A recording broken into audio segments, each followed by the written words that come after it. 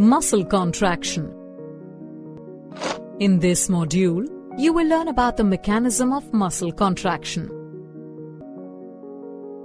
All our body movements, such as walking and running, are possible due to the presence of muscles inside the body. You already know that myofibril, that is, the simplest unit of muscle, contains contractile proteins that help in the contraction of muscles and thus in body movements.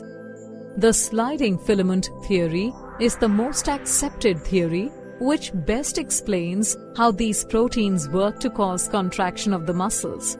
The theory states that contraction of a muscle takes place by the sliding of the thin filaments over the thick filaments. Let us understand the steps given in the theory.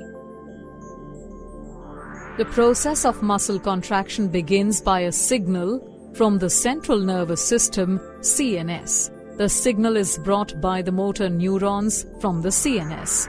These motor neurons are connected to the muscle fibers. The motor neuron with which a muscle fiber connects is called a motor unit. The junction between the motor neuron and the sarcolemma of the muscle fiber is known as the neuromuscular junction or the motor end plate. This junction is actually a synapse, that is, a small gap between the neuron and the muscle cell. The signals from the CNS are transported as electrical impulses, also known as action potential, across the synapse. A neural signal, on reaching the neuromuscular junction, releases a neurotransmitter, acetylcholine, thus generating an action potential in the sarcolemma. This action potential spreads through the muscle fiber and causes the release of calcium ions into the sarcoplasm from the sarcoplasmic reticulum. This in turn increases the level of calcium ions in the sarcoplasm. The increased level of calcium ions leads to the binding of calcium with the subunit of troponin on the actin filaments. This interaction triggers a conformational change in the tropomyosin, thus preventing it from masking the active sites for myosin present on the actin filaments, leaving them exposed. With the active sites of actin now exposed, the myosin heads start a binding process with actin, thus forming a cross bridge. The energy needed for the cross bridge formation comes from the hydrolysis of ATP attached to the myosin into ADP and inorganic phosphate. The attached actin filaments are therefore pulled towards the center of the A band, bringing the Z lines closer to each other. This ultimately results in the shortening of the sarcomere, that is basically the contraction of the muscle. You can clearly see that there is a reduction of I band during contraction, while the A band remains of the same length.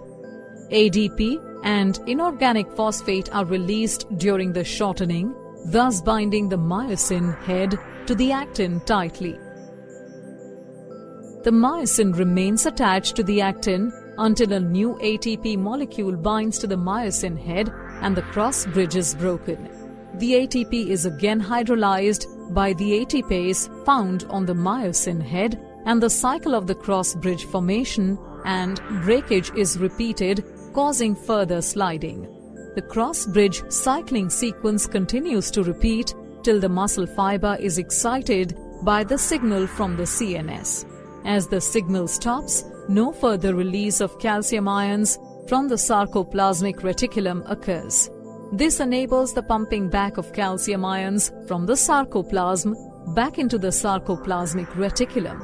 This pumping back of calcium ions results in the masking of active sites on the actin filaments. This in turn causes the return of Z lines back to their original position, that is, relaxation. All the muscle fibers do not respond to the signal in the same interval of time, that is, the reaction time. The interval between the signal and the beginning of a response is not constant in all the muscle fibers. The slow twitch muscle fiber contracts slowly and utilizes oxygen better. What makes it slow is the components present in it. First is the myoglobin protein. It is an iron-oxygen binding protein found in muscle fibers. It is similar to the hemoglobin present in red blood cells. Myoglobin content is very high in slow-twitch muscle fibers. Thus, these muscles are also called red fibers. The second component is mitochondria. These muscles also contain a large number of mitochondria, which can use the oxygen stored in them for ATP production. These muscles, therefore, are also known as the aerobic muscles. For example, extensor muscle on the human back. The fast-twitch muscle fibers, on the other hand, contract quickly and make use of the anaerobic metabolism. They generally contain fewer myoglobins, thus are pale or whitish, hence also known as white fibers. The number of mitochondria are also few in them, hence they have a low oxidative capacity. That is, the ability to use oxygen is low. The amount of sarcoplasmic reticulum is high in white fibers. For example, the muscles of the eyeball. Let's recap. The sliding filament theory is the most accepted theory, which best explains the mechanism of muscle contraction. A motor neuron carries signal from the CNS to the muscle fiber, which generates an action potential. The action potential causes the release of calcium ions from the sarcoplasmic reticulum. Calcium ions bind to troponin on actin, thus exposing the binding sites for myosin. The myosin heads bind to the actin, forming a cross bridge that pulls the actin filaments, causing them to slide over the myosin filaments, thus causing contraction.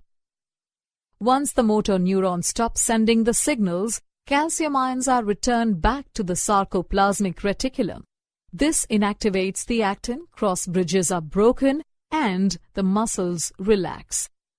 Muscle fibers are classified as red muscle fibers and white muscle fibers, depending on the amount of red-colored myoglobin in them.